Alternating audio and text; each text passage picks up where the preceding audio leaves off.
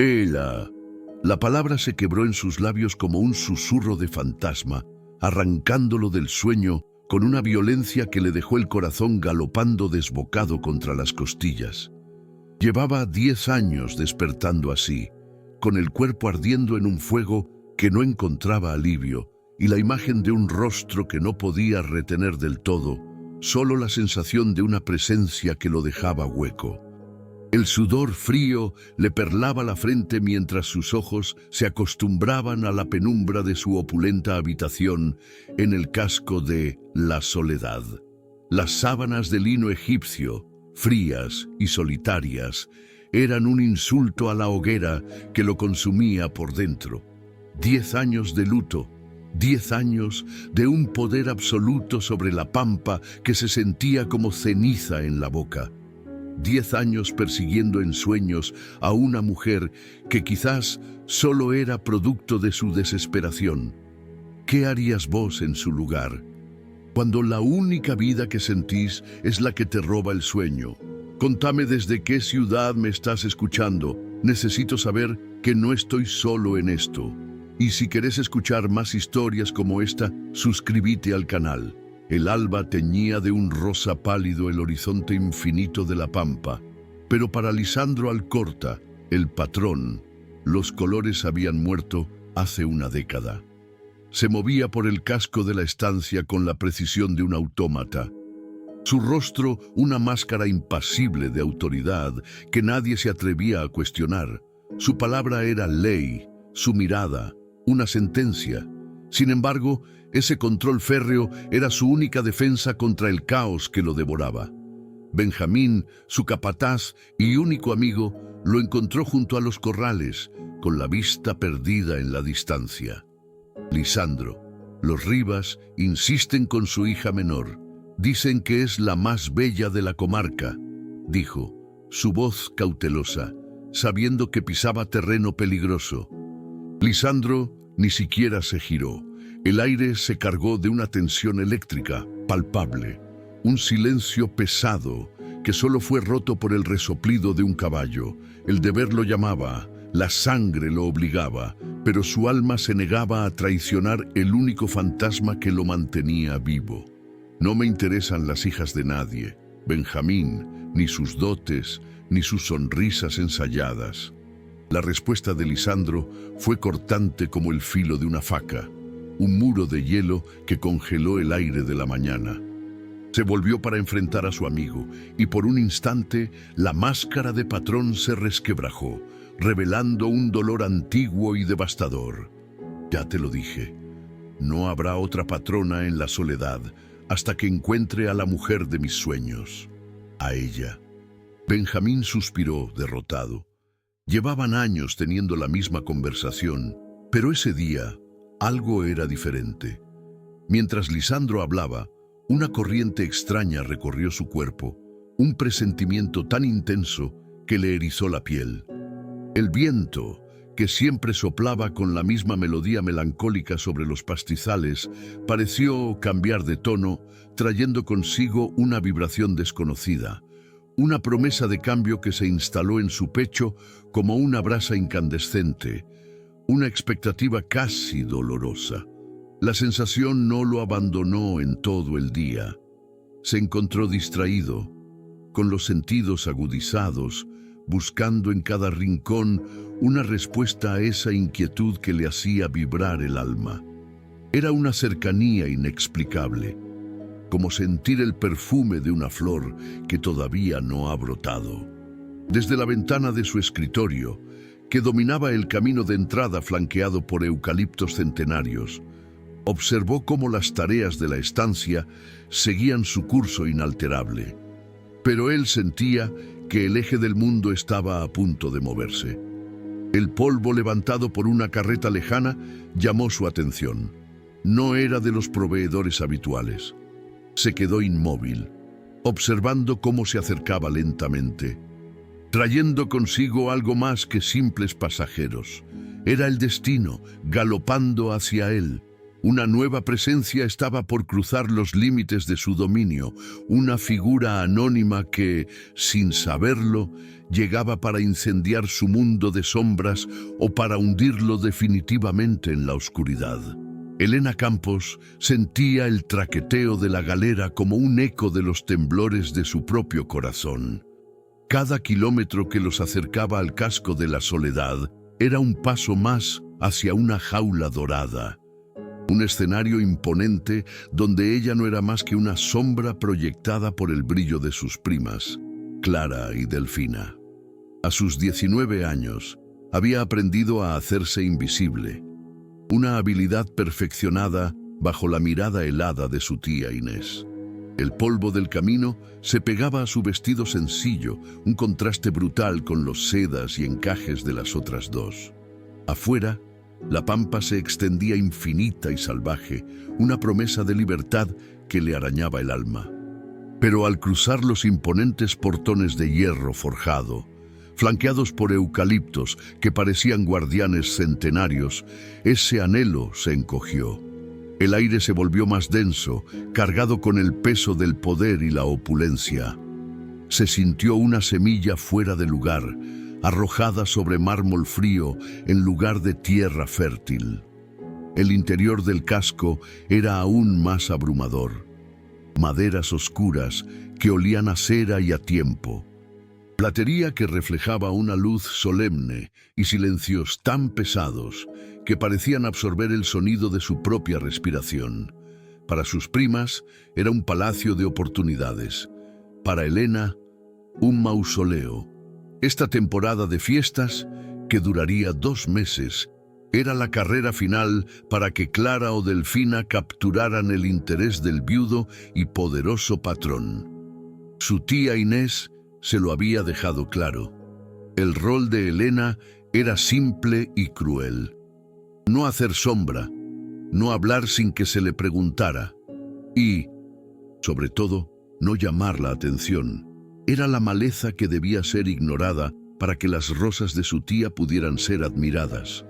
Una resignación amarga se asentaba en su pecho, una capa de hielo sobre un fuego secreto que anhelaba arder libre, un deseo de escapar de esa vida prestada y encontrar un trozo de tierra donde sus manos pudieran crear algo propio. Mientras una criada de rostro severo las guiaba por un corredor de baldosas heladas hacia sus habitaciones, pasaron junto a un patio interior inundado de luz.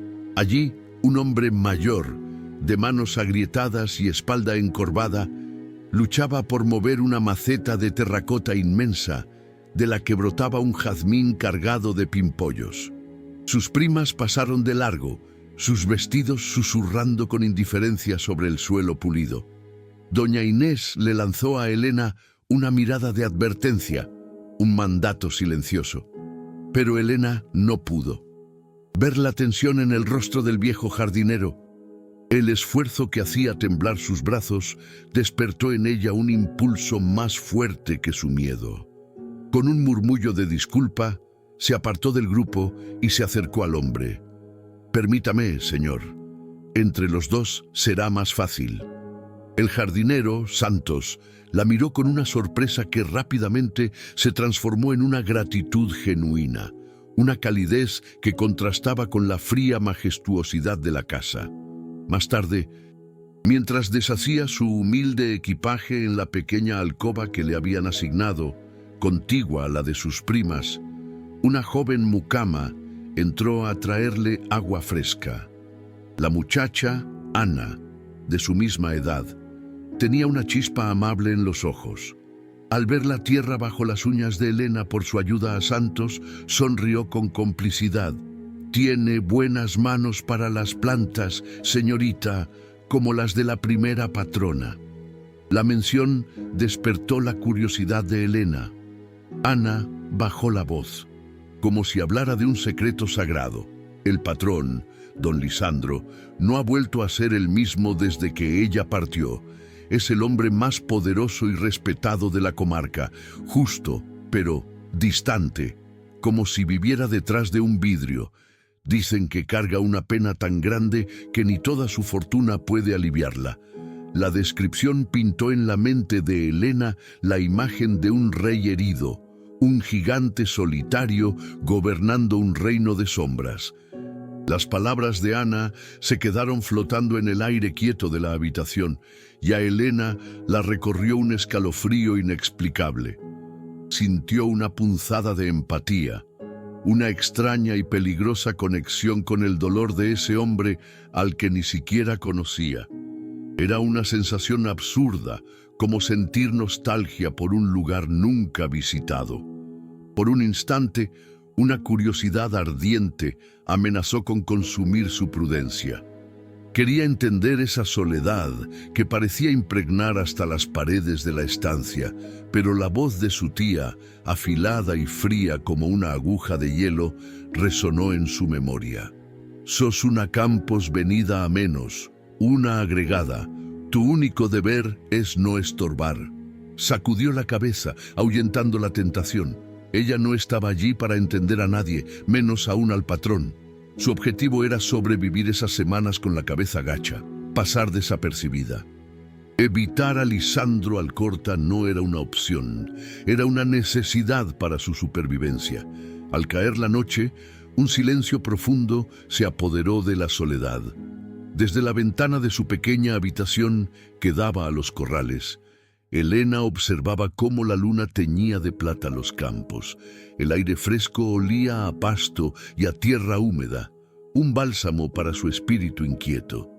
Fue entonces cuando lo vio. Una figura solitaria salió de la casa principal y caminó con paso lento pero decidido hacia las caballerizas. Era alto, de espaldas anchas, que sugerían una fuerza contenida, una silueta imponente contra el azul profundo del crepúsculo. No podía distinguir sus rasgos, pero no necesitaba hacerlo. Una corriente eléctrica le recorrió la piel, un reconocimiento visceral que nacía en el alma. Era él, el patrón. El hombre cuya pena se sentía en el viento y al que ella se había jurado evitar. Se quedó sin aliento, con el corazón galopando. En ese instante supo, con una claridad cruel y devastadora, que su plan de invisibilidad estaba condenado al fracaso. Lisandro Alcorta no era un hombre, era una fuerza de la naturaleza anclada a la tierra que gobernaba. Desde su ventana, Helena lo vio moverse en la penumbra y sintió que el aire se espesaba, volviéndose denso y eléctrico. Estaba a unos 40 metros. Una silueta recortada contra la pálida luz de la luna, pero la distancia no disminuía su poder. Cada paso que daba era deliberado, cargado de una autoridad que parecía hacer vibrar el suelo. Un calor inexplicable comenzó a trepar por el cuello de Helena, una llamarada súbita que le tiñó las mejillas de un rojo furioso. Su corazón, un pájaro asustado, se estrelló contra sus costillas con una violencia que le robó el aliento.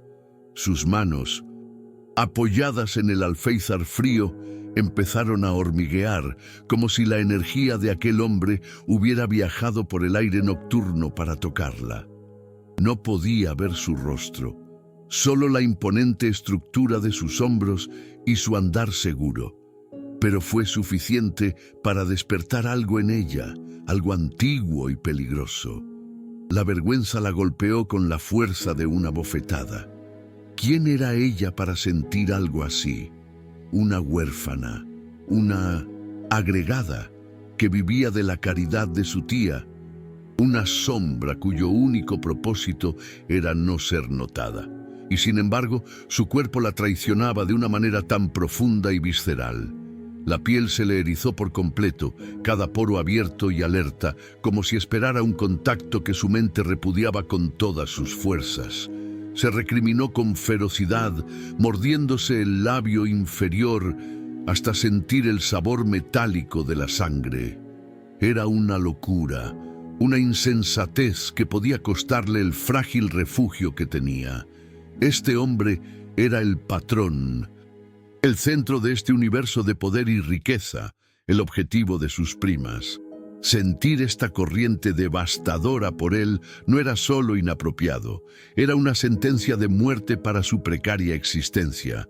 Debía apagar ese fuego antes de que la consumiera y la expusiera a la ira de su tía Inés. Tan rápido como apareció, la figura de Lisandro fue devorada por las sombras de las caballerizas, desapareciendo sin dejar rastro. Pero su ausencia dejó un vacío que tironeaba del aire, una resonancia que seguía vibrando en el pecho de Elena. Se quedó temblando, con la frente pegada al cristal helado de la ventana, buscando un alivio que no llegaba. El frío del vidrio era un contraste brutal con la hoguera que ardía en sus venas. Trató de convencerse de que había sido solo una ilusión, un efecto de la luz de la luna y de su propia soledad. Quizás la imponencia del lugar la había sugestionado. Intentó racionalizar la reacción de su cuerpo, reducirla a un simple susto, a la sorpresa de ver al dueño de todo moviéndose como un fantasma en su propio reino. Pero en el fondo de su ser, una verdad cruel y nítida se negaba a ser silenciada. No había sido miedo lo que sintió, sino un reconocimiento devastador, un eco de un alma en la suya. Al día siguiente, Elena se movió por la estancia con el sigilo de un animal herido. Su único objetivo era evitarlo. Mantuvo la vista fija en el suelo. Se refugió en la huerta bajo la mirada comprensiva de Santos y eligió los pasillos menos transitados. Se hizo más pequeña, más invisible, intentando plegarse sobre sí misma hasta desaparecer. Sin embargo, la presencia del patrón impregnaba cada rincón de la soledad. Era una energía latente en el silencio de los salones, en el respeto temeroso de los empleados, en el modo en que el sol parecía caer de forma diferente sobre el techo de la casa principal. Cada portazo en la distancia, cada murmullo de voces masculinas, cada sombra que se alargaba en los corredores le provocaba un sobresalto, enviando una oleada de calor y pánico por su cuerpo. Estaba atrapada en una jaula donde las rejas no eran de hierro, sino de la conciencia constante y abrumadora de su existencia. Una presencia que la acechaba sin siquiera estar allí. Fue a media tarde, mientras llevaba un canasto con hierbas frescas hacia la cocina, que el destino la emboscó. Al pasar junto a la puerta entreabierta del escritorio, escuchó su voz. No fue un grito ni una orden, sino el murmullo de una conversación tranquila. Y el mundo de Elena se detuvo. Era una voz grave, profunda, con un timbre que parecía nacer del centro de la tierra. Cada palabra, aunque ininteligible en su contenido, vibró a través de las baldosas frías y subió por sus pies, recorriéndole la columna vértebra por vértebra en un escalofrío devastador. Un tirón agudo y sorpresivo en el bajo vientre la dejó sin aire. Un deseo tan súbito y chocante que casi se le cae el canasto de las manos. Se quedó petrificada en el pasillo, oculta a la vista, con el corazón detenido y el cuerpo entero convertido en un oído. Esa voz no hablaba, envolvía, poseía, marcaba. Era el sonido de la soledad y el poder entrelazados. Incapaz de moverse, se aferró a la pared como si fuera su única ancla en un mar embravecido. Escuchó fragmentos sin sentido sobre una tropilla y los límites del campo, pero no importaba. Era la cadencia, la resonancia masculina y melancólica la que la estaba desarmando por completo. Sentía como si esa voz la estuviera tocando en lugares que ni siquiera sabía que existían, despertando sensaciones prohibidas, primitivas. La vergüenza, más intensa que la noche anterior, la inundó como una marea helada. Era indecente, era profano sentir esto por un sonido. De repente, el clic metálico de la puerta al cerrarse resonó como un disparo en el silencio. Se quedó sola en el corredor, temblando de pies a cabeza, procesando la reacción brutal de su cuerpo. Una decisión, firme y desesperada, se forjó en su mente. Tenía que evitar a este hombre, huir de su presencia a cualquier costo, pero el destino, indiferente a sus planes, ya había comenzado a tejer sus hilos. Pasaron 4 días en los que Elena se movió por la soledad como una sombra aterrorizada, aprendiendo los ritmos del patrón para orquestar sus propias ausencias. Memorizó el sonido de sus botas sobre la madera del porche, el horario en que se dirigía a las caballerizas, la hora en que se encerraba en su escritorio. Se convirtió en una experta en pasillos vacíos y momentos de quietud. Pero la tensión era una soga que se apretaba cada vez más alrededor de su cuello. Solo faltaban 10 días para el gran baile, el evento donde, según los susurros de toda la comarca, Lisandro Alcorta finalmente anunciaría su elección. Para sus primas, era una cuenta regresiva hacia la gloria. Para Elena, eran 10 días para evitar una catástrofe personal, para mantener a raya la corriente eléctrica que amenazaba con electrocutarla. Se aferraba a su invisibilidad como a un salvavidas en un mar embravecido, sin saber que el destino ya había decidido arrojarla a la tormenta. La catástrofe llegó en la forma de un niño de 5 años y un jarrón de porcelana de Sèvres. Pedrito, el sobrino de Benjamín, corría por la galería principal, riendo con la inocencia que solo la infancia posee, persiguiendo una mariposa imaginaria.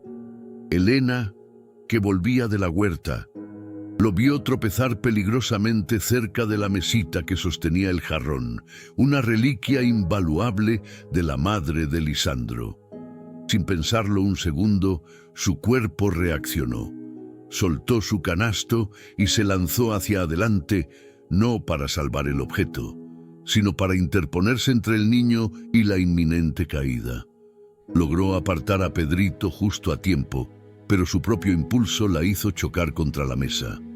El jarrón se tambaleó por un instante eterno antes de estrellarse contra las baldosas en un estallido de 1000 fragmentos azules y blancos. El silencio que siguió fue más atronador que el ruido. Clara y Delfina, que lo vieron todo desde el umbral, sonrieron con malicia. Fue ella. La torpe de Elena lo rompió. La voz de Clara fue un veneno dulce y rápido. Antes de que Elena pudiera articular palabra, la historia ya estaba escrita y sellada. Asumió la culpa sin dudar, protegiendo al pequeño Pedrito, que la miraba con ojos enormes y asustados. La noticia voló por la estancia como un reguero de pólvora.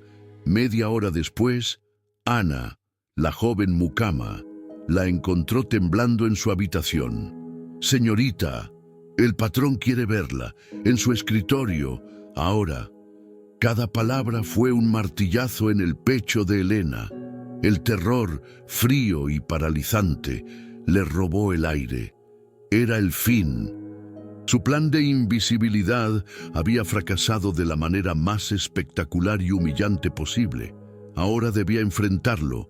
Debía caminar hacia el corazón de su miedo, hacia el hombre cuya sola presencia a distancia la desarmaba. Se levantó, sus piernas como de plomo, y comenzó la marcha hacia su sentencia. El corredor que llevaba al escritorio de Lisandro parecía haberse alargado hasta el infinito. Cada paso resonaba en el silencio opresivo del casco, un eco de los latidos desbocados de su propio corazón. Las baldosas frías parecían succionarle el calor del cuerpo, mientras los retratos de los antepasados Alcorta la observaban desde las paredes con miradas severas y acusadoras.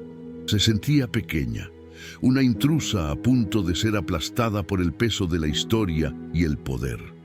Intentó construir un muro dentro de su mente, recordar las palabras de su tía, su condición de una agregada, pero su cuerpo se negaba a obedecer. Un temblor incontrolable se apoderó de sus manos, y un calor asfixiante le subía por la garganta. La puerta de roble macizo al final del pasillo era como la entrada a una jaula. Sabía que una vez que la cruzara, ya no habría escapatoria. El hombre detrás de esa puerta la vería, y eso era lo que más la aterrorizaba. Lisandro escuchó el informe de Benjamín con su habitual máscara de impasibilidad.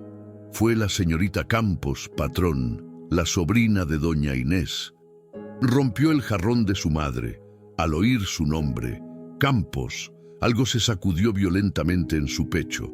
No fue enojo por la pérdida del jarrón, sino la misma corriente extraña, la misma premonición que lo había asaltado días atrás. Una vibración profunda, casi un reconocimiento. El nombre resonaba en su cabeza no como una acusación, sino como una clave, una respuesta a una pregunta que no sabía que había formulado. «Déjame solo, Benjamín, yo me ocuparé de esto», dijo. Su voz más grave de lo normal. La decisión fue impulsiva, irracional. No le importaba el objeto, le importaba la mujer. Necesitaba verla, entender por qué la mención de esa muchacha anónima, de esa huérfana sin dote, provocaba un sismo en el territorio muerto de su alma. Ambos esperaban, separados solo por una puerta de roble. Adentro, Lisandro se puso de pie, su corazón latiendo con una fuerza que no sentía en una década. Una mezcla de aprensión y una expectativa casi dolorosa. La sentía al otro lado, su presencia era una energía palpable que atravesaba la madera. Afuera, Elena levantó una mano temblorosa para golpear, pero el aire se le quedó atascado en los pulmones. Estaba a centímetros de él, de su voz, de su poder. El mundo entero se había reducido a ese umbral. Justo cuando ella iba a tocar y él a girar el picaporte, la voz de Benjamín resonó desde una puerta lateral. «Lisandro, perdón que te interrumpa, pero es urgente. Una estampida en el lote norte. Hay que ir ya mismo». La interrupción fue como un baldazo de agua fría. Para Elena, un respiro agónico. Para Lisandro, una frustración afilada y punzante. Benjamín se fue tan rápido como llegó, dejando tras de sí un silencio cargado de electricidad. La urgencia había pasado, pero la tensión en la habitación se había multiplicado por 1000. Lisandro se quedó inmóvil por un segundo, con la mano a medio camino del picaporte de la puerta lateral, antes de volverse lentamente hacia la puerta principal. La interrupción solo había servido para estirar la cuerda al máximo, para intensificar la conciencia de la presencia del otro. Ya no había excusas ni distracciones. Afuera, Elena escuchó los pasos de Benjamín alejarse y supo que su momento de respiro había terminado. Se quedó petrificada, con la mano suspendida en el aire, sabiendo que él estaba allí, al otro lado, esperando. El encuentro ya no era una posibilidad, era una certeza inminente, un choque de dos mundos que estaba a punto de ocurrir y nada en la tierra podía detenerlo. Con un movimiento lento, deliberado, que pareció estirar el tiempo hasta casi romperlo, la mano de Lisandro giró el picaporte de bronce y la pesada puerta de roble se abrió hacia adentro. El mundo se detuvo. No. El mundo no se detuvo, se contrajo con una violencia inaudita hasta reducirse a la figura que estaba parada en el umbral. Era ella, no una versión aproximada, no un eco lejano. Era ella. El cabello oscuro, recogido con sencillez, pero con mechones rebeldes que enmarcaban un rostro de óvalo perfecto. La piel, de una palidez que parecía iluminada desde adentro, y los ojos. Esos ojos, color miel asustados, que lo habían mirado en sueños durante 10 años. El aire se le escapó de los pulmones en un silbido mudo.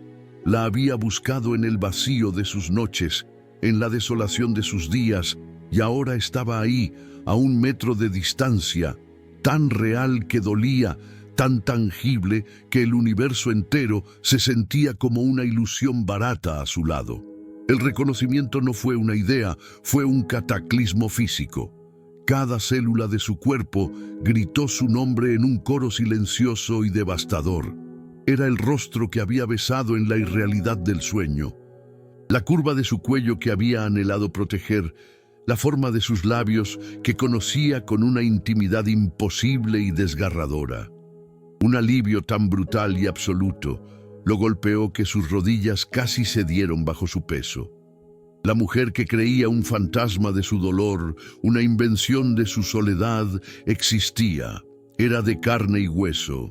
Estaba viva. El suelo bajo sus pies pareció desaparecer, dejándolo suspendido en un abismo de shock y una gratitud tan profunda que se sentía como una herida abierta. La había encontrado. O, más bien, el destino, en su crueldad y su misericordia, la había traído hasta el umbral de su infierno personal para darle, por fin, una razón para volver a respirar. El alivio fue solo la primera ola de una marea violenta que amenazó con ahogarlo. Inmediatamente después llegó un deseo consumidor, primitivo, tan feroz que le hizo temblar las manos. Un impulso animal de cerrar la distancia, de tomarla entre sus brazos y asegurarse de que nunca más pudiera escapar de su vista. La necesidad de sentir el latido de su corazón contra el suyo era una urgencia física, una sed de 10 años que de repente exigía ser saciada. Y junto a la posesividad, como una sombra helada, llegó el terror. Un pánico paralizante de que ella lo mirara y solo viera a un extraño, al patrón, al hombre que la había convocado para castigarla. El terror de que esa conexión que para él era el eje de su existencia, para ella no fuera más que el aire vacío entre ellos. El hombre que no le temía a nada en el mundo, tembló ante la posibilidad de su indiferencia. Elena, con el corazón martillándole en la garganta, finalmente levantó la vista, y el aire se convirtió en fuego. No era solo un hombre, era una fuerza de la naturaleza contenida en un cuerpo, más alto de lo que había imaginado, con hombros anchos que hablaban de poder y trabajo, no de ocio. Su rostro era una obra de arte tallada con líneas duras y una belleza masculina tan brutal que resultaba casi dolorosa de mirar. Pero fueron sus ojos los que la destrozaron, oscuros, intensos, cargados con una tormenta de emociones que la atravesaron como un rayo. El impacto fue físico, como un golpe en el pecho que le robó el aliento y la dejó tambaleando. El mundo exterior, el corredor, el jarrón roto, la ira de su tía, todo se desvaneció en una niebla lejana. Solo existía él, su presencia llenando cada resquicio del espacio, del tiempo y de su propia alma.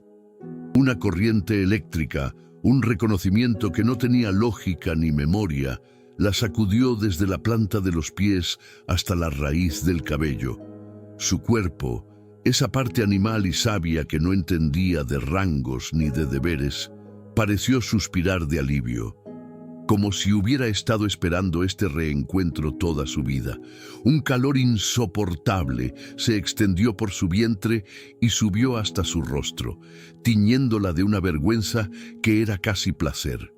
Sus piernas se aflojaron, amenazando con dejarla caer, y una humedad repentina y humillante le recordó que era una mujer de carne y hueso reaccionando a un hombre de una manera que jamás había creído posible. Un deseo que era casi un dolor físico, una necesidad primitiva de tocar la piel de su mano, de sentir si era tan real como parecía, la inundó, aterrorizándola. ¿Cómo podía sentir esto por el patrón, por el hombre que era la encarnación de todo lo que le estaba prohibido? Se quedaron mirándose, atrapados en un silencio que era más elocuente que cualquier palabra. El tiempo se había fracturado, dejando solo ese instante suspendido, eterno. En sus ojos, ella vio una década de soledad y un reconocimiento tan profundo que le hizo eco en el alma. En los de ella, él vio el terror de una conexión que no podía comprender, pero que su cuerpo aceptaba como una verdad absoluta. Era un diálogo de almas desnudas, Un encuentro que había ocurrido 1000 veces en otro plano y que ahora, por fin, se manifestaba en la realidad. Fue el sonido lejano de una campana llamando a los peones lo que rompió el hechizo. La realidad regresó como una bofetada cruel. Él se irguió, la máscara de patrón volviendo a asentarse en sus facciones. Ella bajó la mirada, recordando que era la sobrina insignificante, la culpable, pero ambos sabían, con una certeza que helaba la sangre, que algo irrevocable había sucedido. Nada volvería a ser como antes. «Levante la vista, señorita Campos», ordenó Lisandro, y su voz grave, despojada de enojo, fue infinitamente más aterradora que cualquier grito. Elena obedeció, sintiendo el peso de su mirada como una fuerza física que la anclaba al suelo. El escritorio de caoba maciza los separaba, pero el aire entre ellos vibraba con una tensión que convertía la distancia en nada. Él no miraba los restos del jarrón, que seguían en una bandeja sobre una mesa auxiliar como prueba del crimen. La miraba a ella. Sus ojos oscuros no juzgaban, sino que escrutaban, desarmaban, buscando algo más allá de la torpeza y el miedo. «Explíqueme qué sucedió». Cada palabra de ella fue un hilo de voz tembloroso, asumiendo la culpa para proteger al niño. Él escuchó, impasible, pero por dentro una guerra se desataba. Despedirla era lo lógico, lo esperado, pero la idea de que ese rostro desapareciera de su mundo era tan intolerable, tan físicamente dolorosa, que la descartó con una violencia interna que lo dejó sin aliento. Limpiará cada sala de esta casa hasta que el valor del jarrón sea saldado. Ahora, retírese. La decisión de Lisandro no fue un perdón, sino una condena a una proximidad insoportable. Los días que siguieron se convirtieron en una tortura exquisita, una danza silenciosa y cargada de electricidad en los pasillos de la soledad. Sus caminos, antes cuidadosamente separados por el pánico de Elena, ahora se cruzaban por decreto. Él aparecía donde ella estaba, con el pretexto de supervisar su castigo, pero ambos sabían que era una farsa. Su presencia era una tormenta que se anunciaba con el eco de sus botas de caña alta sobre las baldosas. Elena podía sentirlo antes de verlo. El aire se espesaba, una corriente invisible le erizaba la piel de la nuca y su corazón iniciaba un galope desbocado. Eran encuentros de segundos, miradas robadas que contenían conversaciones enteras de anhelo y prohibición. Él con su máscara de patrón indiferente, ella con la cabeza gacha, sintiendo su mirada quemándole la piel. Una marca de posesión que la dejaba temblando mucho después de que él se hubiera ido. Elena intentaba construir murallas en su mente, recordarse su lugar, la advertencia en los ojos de su tía, el abismo social que los separaba, pero su cuerpo era un traidor.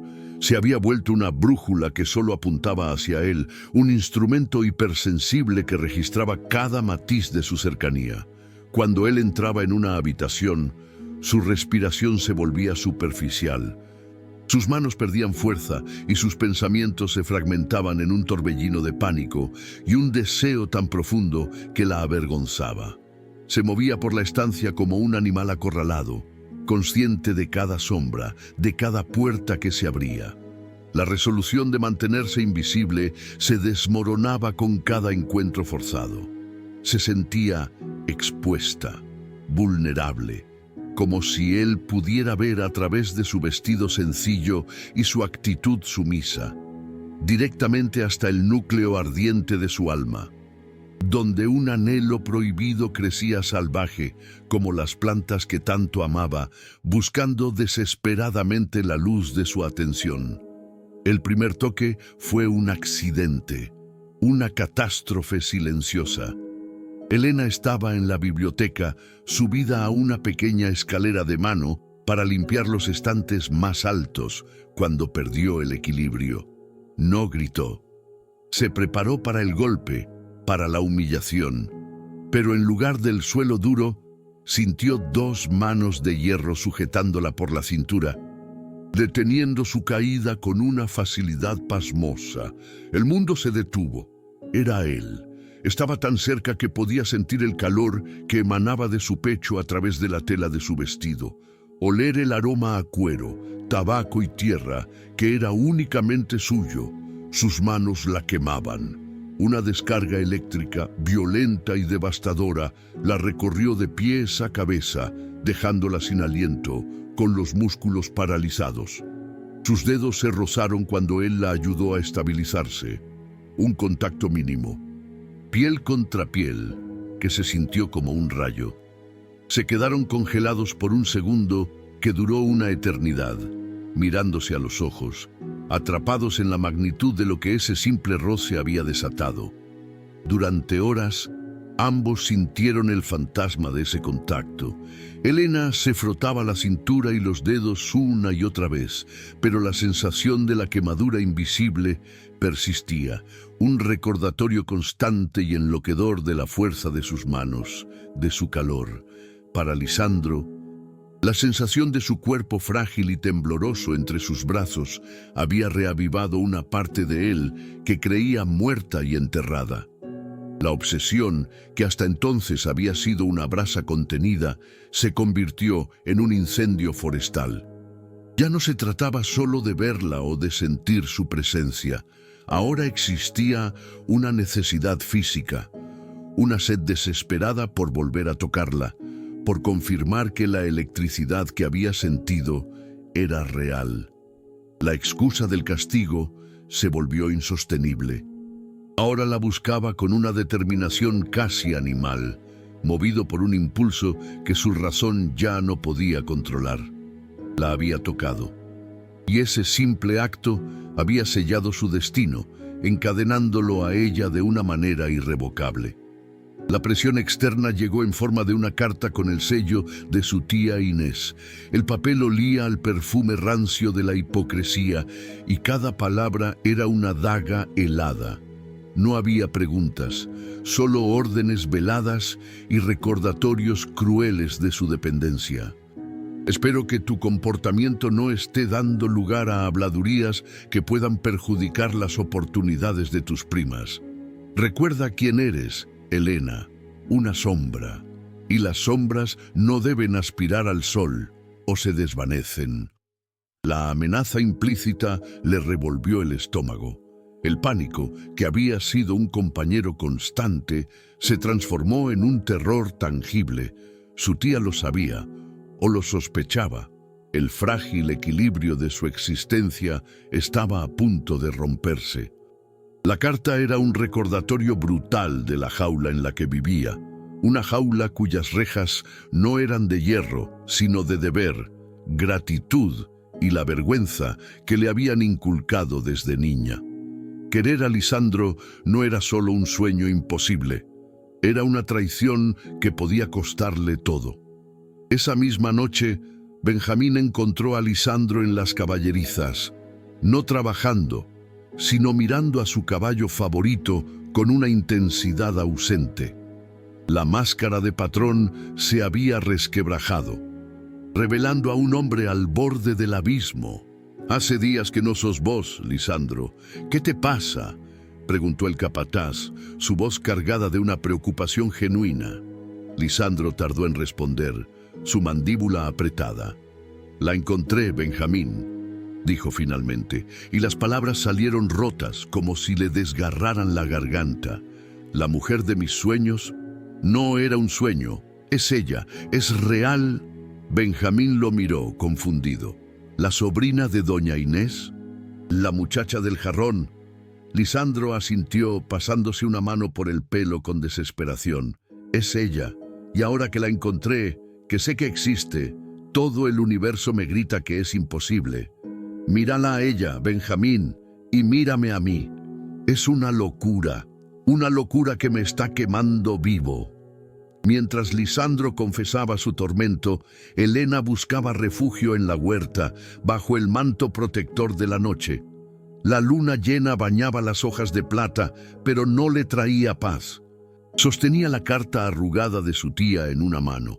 un trozo de papel que pesaba como una piedra de molino. Por primera vez en su vida, sentía algo que era enteramente suyo. Este sentimiento abrumador, aterrador y maravilloso por Lisandro. Era una certeza en el centro de su ser, una verdad tan innegable como el latido de su propio corazón. Pero esa verdad estaba en guerra con cada lección de humildad y desprecio que había aprendido. La culpa la carcomía. ¿Cómo se atrevía a desear al patrón, a poner en riesgo el futuro de sus primas, la única familia que le quedaba? Una parte de ella, la que había sido moldeada por el miedo, le gritaba que huyera, que se escondiera, que volviera a ser invisible. Pero otra parte, una parte nueva y valiente que él había despertado, anhelaba arder en ese fuego sin importar si al final solo quedaban cenizas. La carta fue un veneno silencioso que le heló la sangre. Lisandro la vio desde la galería, una figura frágil y desolada junto a los rosales, arrugando el papel en su puño como si intentara estrangular las palabras escritas en él. Vio el temblor de sus hombros, la desesperación que la encorvaba, y algo ancestral y violento se rompió dentro de él. La máscara de patrón impasible, forjada durante una década de dolor y control, se hizo añicos. Ya no se trataba de reglas, ni de castigos, ni de la lenta danza de la seducción. Era algo más primitivo. Una furia blanca y posesiva se apoderó de él, una negativa visceral a permitir que el mundo la aplastara. No la perdería, no ahora que la había encontrado. Con una decisión que era más instinto que pensamiento, se lanzó escaleras abajo, sus botas resonando sobre la piedra como los tambores de una guerra que acababa de declarar contra el destino. La encontró bajo el viejo jazmín. Su perfume dulce y espeso, mezclándose con la sal de las lágrimas que ella intentaba ocultar. No se acercó con cautela. Irrumpió en su burbuja de dolor como una tormenta. «Tírelo», ordenó. Su voz un gruñido bajo y profundo que hizo vibrar el aire nocturno. Elena se sobresaltó, girándose con los ojos desorbitados por el miedo y la sorpresa. «Señor, yo no...» Él borró la distancia entre ellos en 2 zancadas, su imponente figura bloqueando la luz de la luna. Su presencia una fuerza abrumadora que la dejó sin aliento. «No me importa lo que diga ese papel», siseó, su mirada oscura e intensa clavándose en la de ella. «Me importa el infierno que estoy viendo en sus ojos ahora mismo. Hábleme». La formalidad había desaparecido, reemplazada por una crudeza emocional que derribó todas las barreras sociales, dejándolos solos, un hombre y una mujer al borde de un precipicio. Sus defensas, tan cuidadosamente construidas durante años de humillación, se desmoronaron bajo el peso de su mirada. Las lágrimas brotaron sin control, un torrente amargo que le quemaba las mejillas. «Usted no lo entiende», susurró, la voz rota por los sollozos. «Es mi tía. Dice que mi comportamiento ha puesto en riesgo el futuro de mis primas, que debo irme mañana. Toda mi vida he vivido para no hacerles sombra. Les debo todo lo que soy, el techo que me cobija. Si nosotros las estaría traicionando, las destruiría». Hizo una pausa, tragando el nudo en su garganta. «Y este sentimiento por usted, este fuego que me quema por dentro, es lo único que he sentido como mío en toda mi vida, y tampoco puedo tenerlo». Cada palabra era un pedazo de su alma, una confesión de su amor y su condena en el mismo aliento desesperado. Él extendió la mano, deteniéndose a milímetros de su rostro, temiendo que el más mínimo contacto pudiera hacerla añicos. «10 años», dijo él, su voz rasposa, cargada con el peso de una década de soledad. «Durante 10 años, cada noche, soñé con usted. Me negué a casarme, rechacé a cada candidata porque ninguna tenía sus ojos. Creí que me había vuelto loco, que perseguía un fantasma creado por mi propio dolor. Y ahora está aquí, de carne y hueso, y me habla de deberes y de sombras. Acortó la distancia, sus ojos ardiendo con una convicción feroz. Usted no es una sombra, Elena. Usted es la primera luz verdadera que he visto en una eternidad. Al diablo con su tía, con sus primas y con todas las convenciones de este mundo. La quiero a usted. Elija quedarse conmigo y le juro que quemaré el mundo entero si es necesario para mantenerla a salvo. La declaración quedó suspendida en el aire perfumado, una promesa tan vasta y aterradora que le robó el aliento.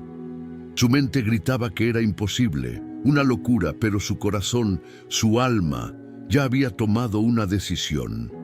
Se inclinó hacia él, un movimiento casi imperceptible que fue una rendición total. Él vio la respuesta en sus ojos antes de que pudiera decir una palabra y finalmente cerró la distancia. Su mano le acunó la mandíbula, su pulgar trazando la línea de su labio inferior con una reverencia que la deshizo por completo, y entonces su boca reclamó la de ella. No fue un beso tierno, fue una colisión, una fusión desesperada de 10 años de anhelo y una vida entera de represión.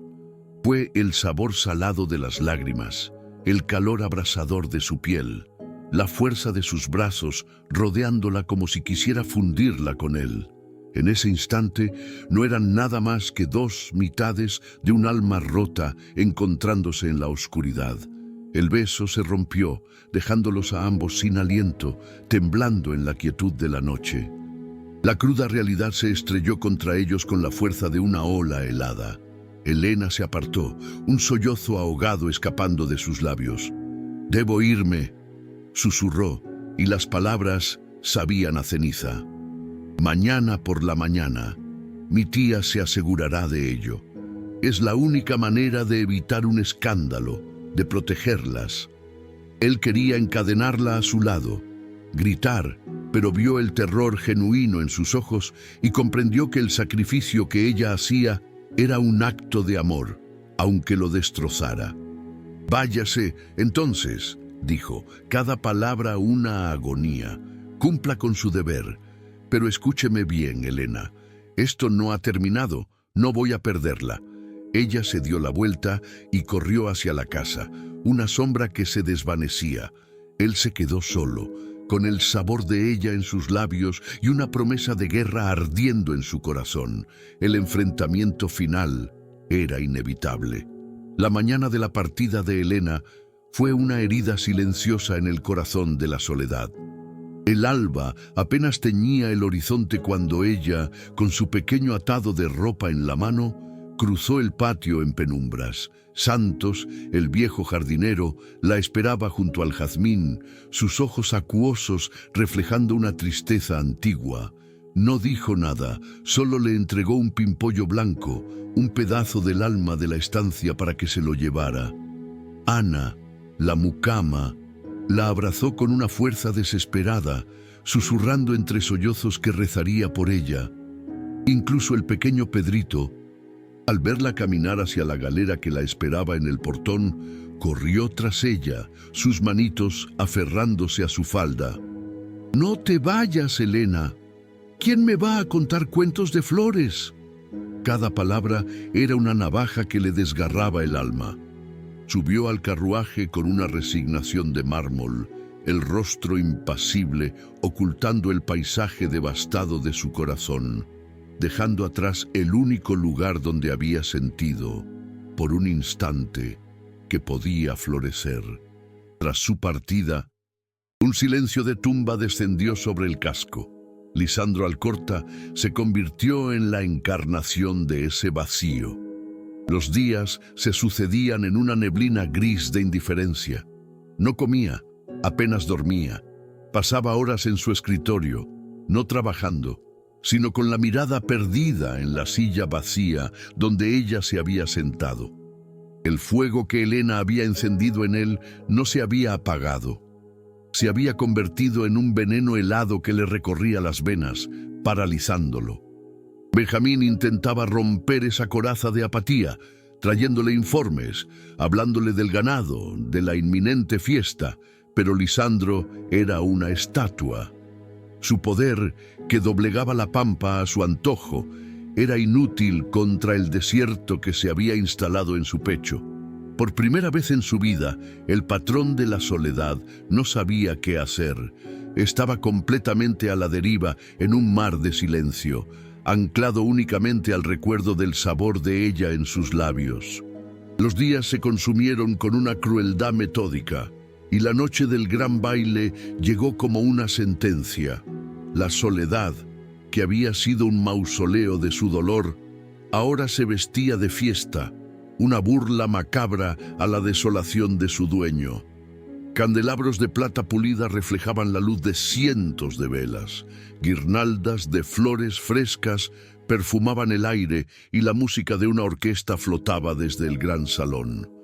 Los carruajes de las familias más importantes de la comarca comenzaron a llegar, sus risas y conversaciones llenando el silencio que a Lisandro le resultaba ensordecedor. Todo estaba perfectamente orquestado para la tragedia. El tiempo se agotaba. Cada minuto que pasaba era un clavo más en el ataúd de su futuro.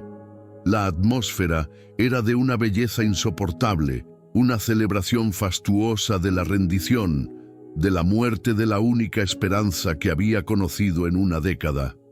De pie junto a la ventana de su escritorio, observando la procesión de invitados, algo finalmente se quebró dentro de Lisandro. La imagen de Helena, con los ojos llenos de lágrimas bajo el jazmín, lo golpeó con la fuerza de un rayo. Vio con una claridad cruel y absoluta la estupidez de su propia inacción. ¿De qué le servían 1000 leguas de campo si no podía tenerla a ella? ¿Qué valor tenía el apellido Alcorta si lo condenaba a una vida sin alma? El poder no era nada. El deber era una jaula. El escándalo era un precio insignificante. En ese instante, el hombre que había vivido 10 años gobernado por el pasado y el miedo, murió. Y en su lugar nació un hombre dispuesto a incendiarlo todo. No podía vivir sin ella. No quería. El amor no era una opción, era la única razón, la única verdad que importaba. Y por esa verdad estaba dispuesto a desatar una guerra. Mientras tanto, a leguas de distancia, en la opresiva casona de su tía, Helena se miraba en el espejo. Doña Inés la había obligado a ponerse un vestido de seda pálida, un atuendo de gala para acompañar a sus primas al baile, un último acto de humillación. El reflejo le devolvió la imagen de una extraña, una muñeca de porcelana con los ojos muertos. La tela fría sobre su piel se sentía como una mortaja, y entonces lo supo. Comprendió que al marcharse no había protegido a nadie. Se había traicionado a sí misma de la forma más profunda. Vivir sin él no sería una vida de sacrificio honorable, sino una prisión perpetua, un lento ahogarse en un mar de arrepentimiento. Por primera vez, la voz sumisa que le habían inculcado fue acallada por un grito furioso de su alma. Quería elegir por sí misma, quería luchar, pero mientras la desesperación se convertía en una llama de rebeldía, escuchó el carruaje detenerse en la puerta. Sería demasiado tarde. La decisión de Lisandro fue un trueno en la quietud de su desesperación. Se dio la vuelta, ignorando el baile, la música, los invitados, y caminó con una determinación que hizo temblar las maderas del suelo. Cruzó los salones llenos de gente sin ver a nadie, sus ojos fijos en un único objetivo. Benjamín lo interceptó en la puerta.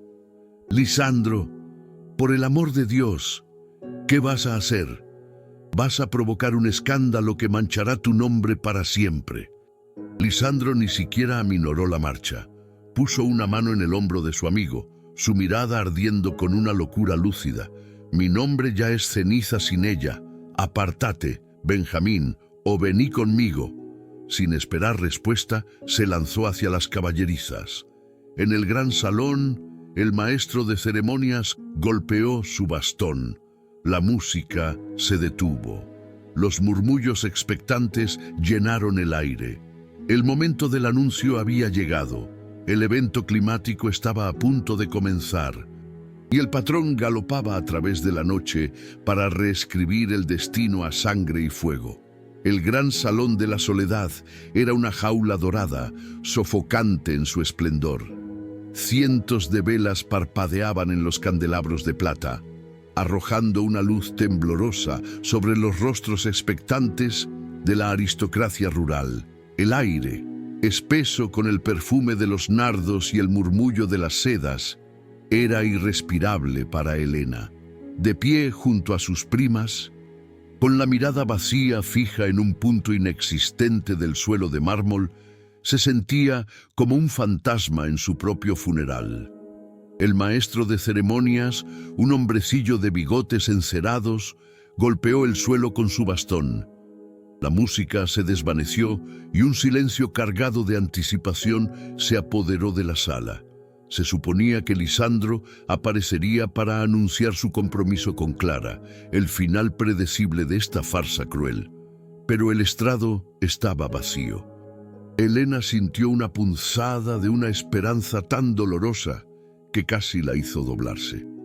Una esperanza que murió en el instante en que el hombrecillo carraspeó, listo para hablar en nombre del patrón ausente. Las pesadas puertas de roble del salón se abrieron de par en par con una violencia que hizo temblar los cristales. No fue un sirviente, fue él. Lisandro Alcorta irrumpió en la sala no como el patrón impasible, sino como una tormenta desatada sobre la pampa. No llevaba el atuendo de fiesta. Vestía sus ropas de faena, las botas altas cubiertas del polvo de un galope desesperado, el pelo oscuro revuelto por el viento y los ojos ardiendo con una fiebre que silenció hasta el último murmullo.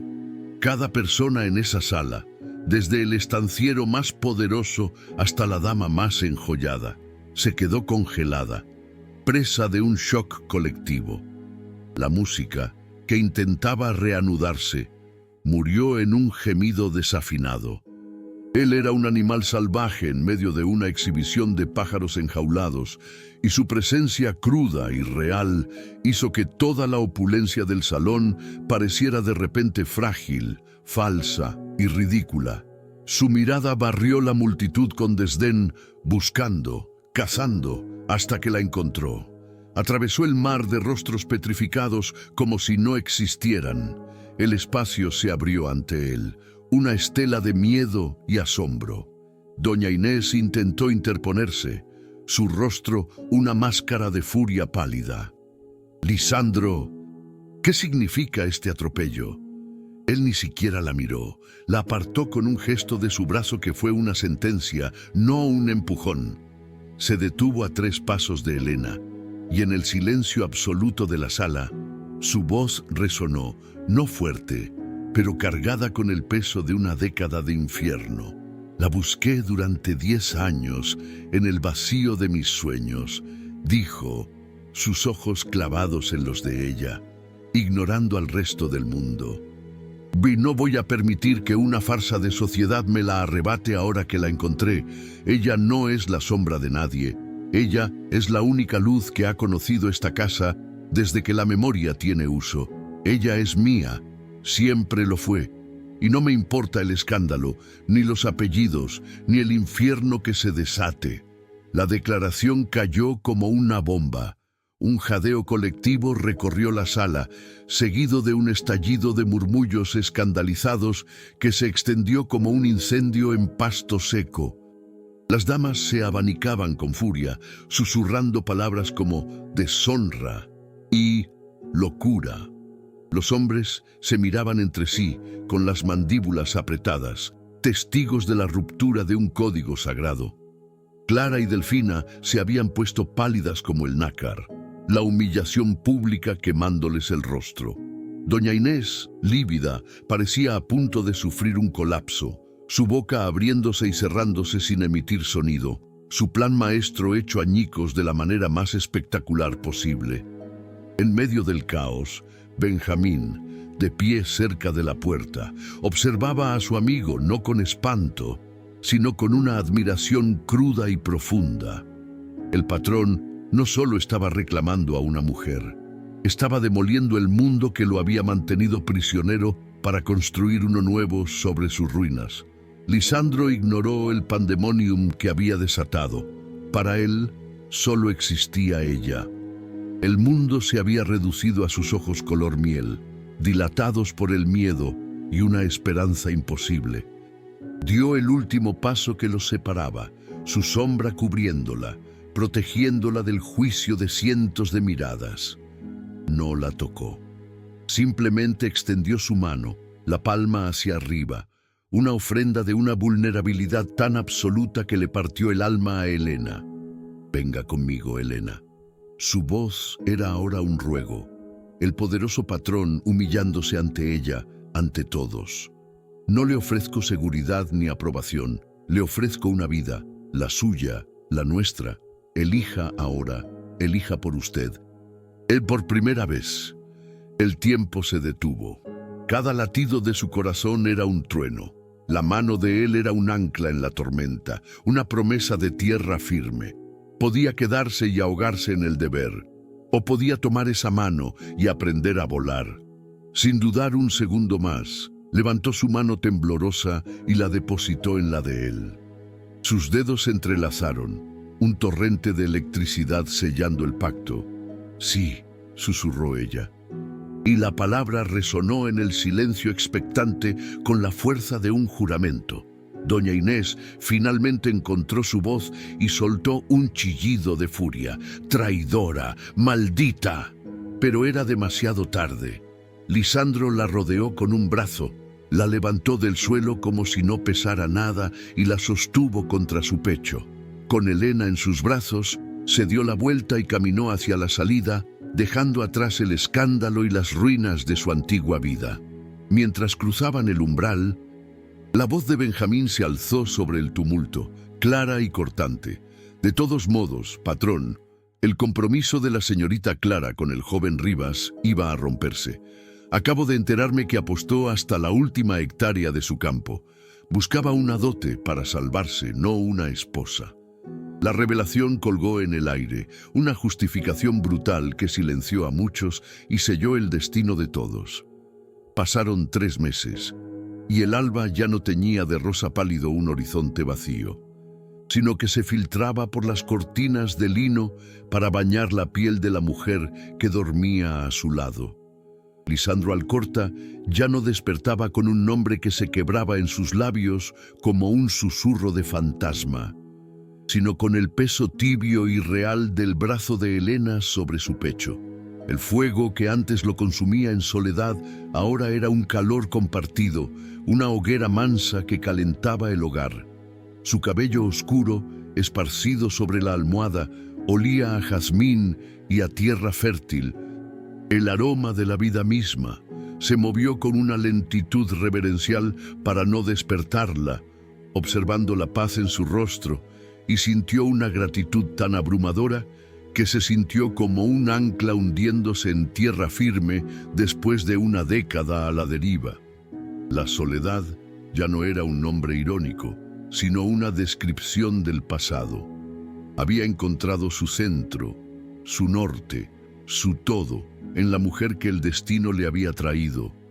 El escándalo, que había estallado como una tormenta de verano, se disipó con la misma rapidez. La pampa tenía memoria, y la memoria colectiva vio lo que los ojos ciegos por la envidia se negaban a aceptar. Vieron a su patrón, el hombre de hielo, sonreír. Vieron a la nueva patrona, con sus manos siempre dispuestas a ayudar en la huerta, hablar con los peones, con una humildad que desarmaba y enseñar a los niños a leer bajo el ombú. La noticia de la ruina total del joven Rivas, confirmada y magnificada por el chisme, corrió como reguero de pólvora pintando a doña Inés y a sus hijas no como víctimas, sino como conspiradoras desesperadas. Un día, mientras supervisaban la cosecha, Benjamín se acercó a Lisandro. «Me equivoqué, patrón», admitió, su voz ronca de emoción. «Pensé que necesitabas un apellido, una alianza, pero lo que necesitabas era un alma. y ella se la devolvió a esta tierra. La validación final llegó no con una disculpa, sino con el silencio. Doña Inés y sus hijas habían desaparecido de la comarca. Su nombre una mancha de vergüenza que nadie se atrevía a mencionar. La sociedad que los había juzgado ahora los admiraba en secreto. Su historia convertida en una leyenda susurrada en las tertulias, la del patrón que desafió al mundo por una huérfana y fue recompensado con la verdadera prosperidad. Elena, liberada por fin de la sombra de la culpa, floreció. Su risa se convirtió en la música del casco, sus jardines en un tapiz de colores que reflejaba la nueva vida de la estancia.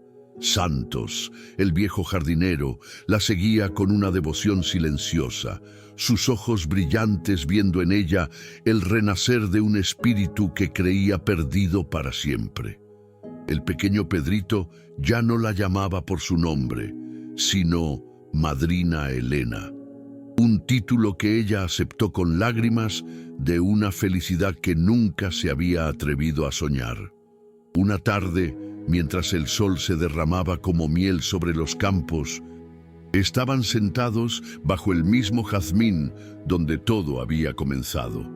Él sostenía sus manos ya no marcadas por la tierra de la huerta, sino entrelazadas con las suyas, fuertes y protectoras. Una mariposa blanca, una mensajera del alma, descendió en un vuelo perezoso y se posó sobre sus dedos unidos, una bendición silenciosa de la tierra que ahora gobernaban juntos.